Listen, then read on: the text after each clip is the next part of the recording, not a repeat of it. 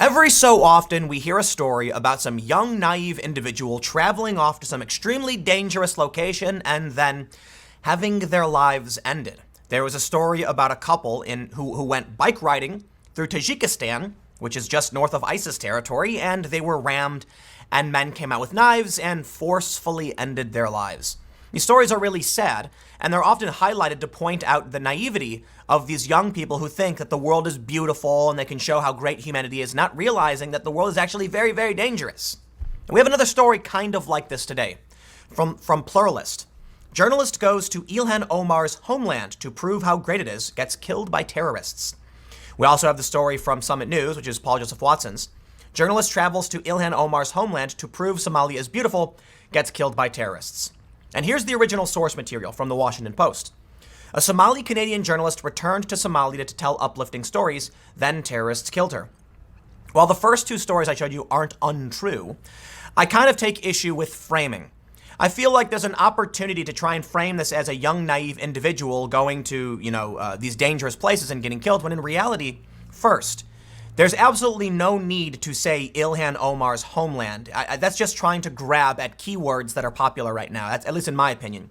We can just say she went to Somalia.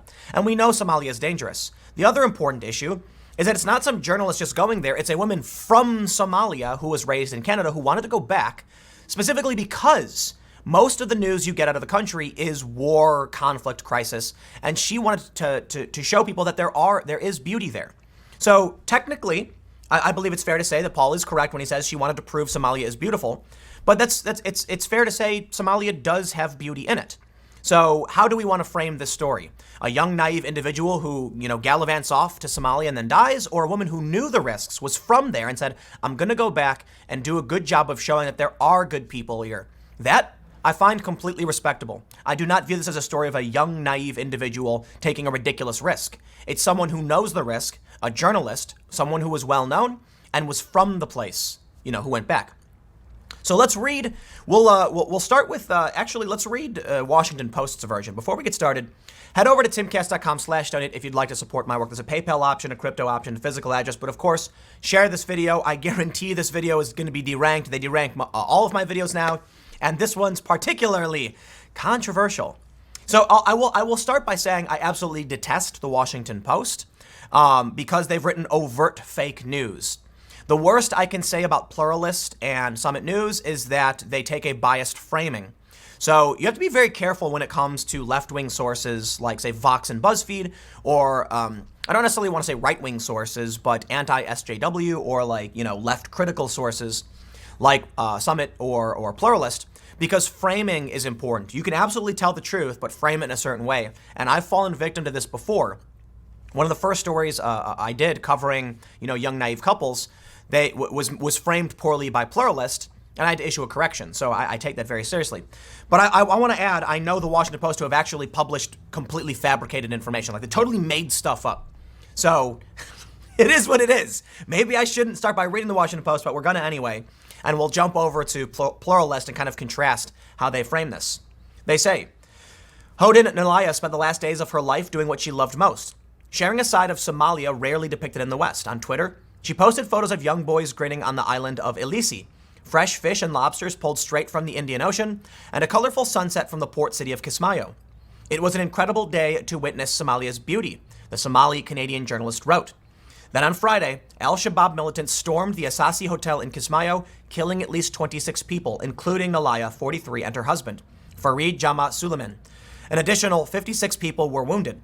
It took around 14 hours for Somali security forces to regain control of the hotel, where several tribal elders and another journalist, Mohammed Salar Omar, were also killed. At least one American was among the dead, the State Department confirmed. The important thing here is that I want to stress there are a lot of people who see an opportunity to be like, aha, here's another story about someone doing something wrong. I don't think she was doing something wrong. I think she knew exactly what she's doing. She was taking a risk, and they even confirmed this. So let's read on.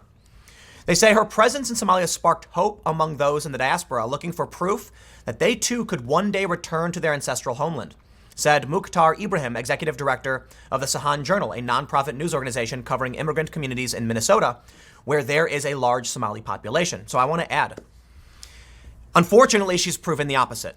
She did not prove you can return, and that's bad for everybody. I mean, look, if you're critical of Somali migrants in the U.S., fine.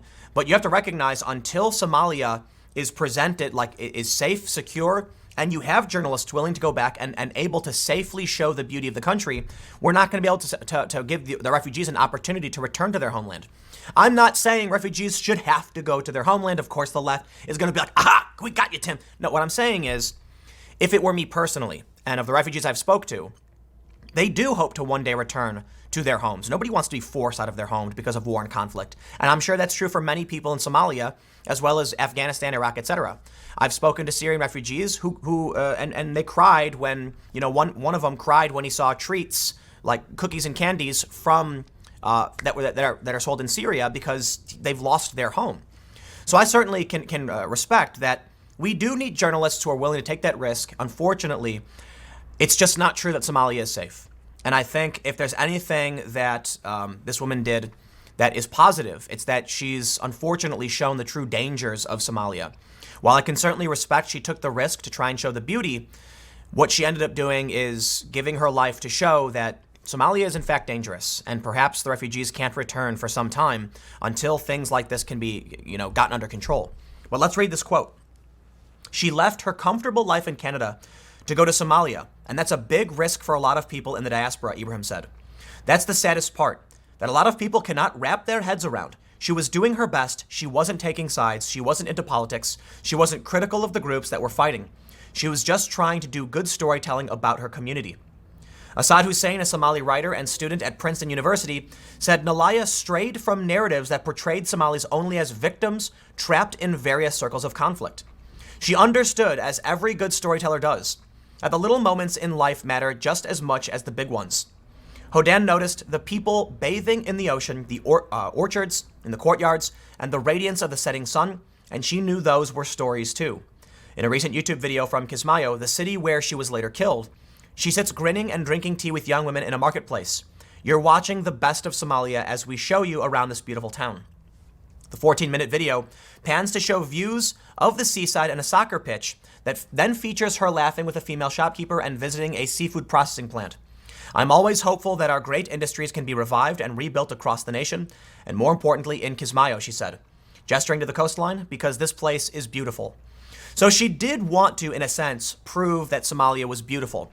I think the pluralist framing that she was trying to prove how great it was is a bit... I mean, maybe you can look at some of her videos and she says things like that, but at least that's not how the Washington Post has framed it. It sounds like it's a woman who is just trying to show that there is beauty in these places. It's true.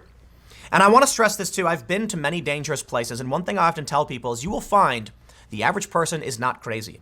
This is true. You can go to, very dangerous places, and for the most part, you will be okay. But when places are war-torn with active conflict, people don't need to be crazy to be scared. And a scared person, a passionate, driven person who is refusing to back down is a dangerous person. So while you can go to certain areas where there's urban and civil conflict and be okay, you can also go to a place like Somalia where they say by any means necessary, and then you will get caught up in it. Let's read a little bit about what Pluralist says. They say, according to Washington Post report published Saturday, the Somali-Canadian journalist had returned to the country of her birth to tell uplifting stories of how people lived there. However, her homecoming ended in tragedy. I'm more interested in how they frame her motivations. They say, one Somali writer praised Nalaya to the Post for offering alternative depictions of Somalis as victims trapped in a vicious circle of conflicts. It seems very similar to the Washington Post. Perhaps the only difference is the title. They bring up the same quotes, but let's come down here to the end. I guess they just go on to then talk about Trump. Okay, here we go. Hodan Nalaya and the latest Trump tweet controversy. I don't know if this has anything to do with it. They say, like Nalaya, Omar was born in Somalia and moved to the north as a young girl. The United States granted asylum to her and her family.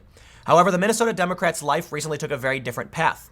Omar this year became one of two first Muslim women to serve in Congress, where she, along with three other female freshman Democrats, annoyed the president enough to make them targets. And there we go, and you lost me. So let me just be overtly critical. For one, I see absolutely no reason to link this journalist going to Somalia with Ilhan Omar. I get it. Trump said your countries, the countries you come from are bad, go fix them. I disagree. I think if you come to America and if you're a legal immigrant and you're here legally, you have every right to you're an American citizen. End of story. And let's take a look at how Paul frames it. Once again, he says Ilhan Omar's homeland, which I believe is completely irrelevant. I get it. I don't really see why you want to put Ilhan Omar's name in there. He says, the journalist became well known for her relentlessly positive tweets about Somalia just 1 week ago. She lauded the beauty of the place, and we can see these posts. Interestingly, it looks like the photos she's posted are saturated, which means, often when people take photos, they will increase the color density, the saturation. And this has a positive, it's my understanding is it's somewhat related to when you're younger, you see colors more vividly. So having the colors be saturated makes it feel more like positive and uplifting. One respondent praised her for countering the doom narrative propagated by many about Somalia, and I can respect that. Another Somali writer praised her portraying an image of the country radically different from the stereotype. During a video tour, which we talked about, on Friday last week, she was killed in that very same town when al-Shabaab militants stormed the hotel. The total death was 26, and then there's a quote here. Oh, okay, I guess it's just citing the pluralist. Okay. While Nalaya's death would seem to underline the harshness of Trump's remarks, it was also a visceral argument for what many understood to be a central point, that perhaps immigrants should be especially grateful to live in the United States. Well, I can certainly respect that sentiment. And I will say this, you absolutely should be grateful. I am absolutely grateful. I don't mean refugees or migrants to be grateful. I mean like literally everybody. I'm absolutely grateful to be here because I've been to countries. I've been to Morocco, scary. Egypt during a revolution, kind of scary. I've been in many countries, like I was in Venezuela. Ooh, that was really scary. I had to flee the country, actually. So here's my criticism of like the general idea. One of the reasons I want to talk about this is I actually respect this journalist who went to Somalia to try and do this. I don't think she was naive. I think she understood the risks, and unfortunately, she paid the ultimate price. She, with her life, she has shown us that things are still bad, and I can completely respect it. That's what a journalist, at least she was able to show us this. Whether it was her intention or not, that's what we take away from it. I do think it's clickbaity to try and put Ilhan Omar's name in this and frame it as a journalist traveling there, because I'm sure a lot of people are going to, click the story and be like, oh, it was just a journalist assuming it was this naive young woman. When in reality, she's middle-aged, she was from Somalia, and she wanted to show like the good things about Somalia. And that was very brave of her. Absolutely, and I tremendous respect to those willing to take risks to show that it's not always how the media portrays it. But you know what?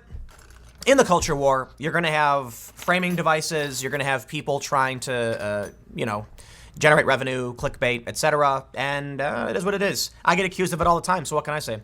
Anyway, I don't know. I kind of wanted to talk about this because when I saw the stories, it's not just these two websites. I'm not trying to single out Pluralist and Paul. But I've seen a bunch of people kind of frame it in the same way, trying to put Ilhan Omar's name in there, and I'm like, come on.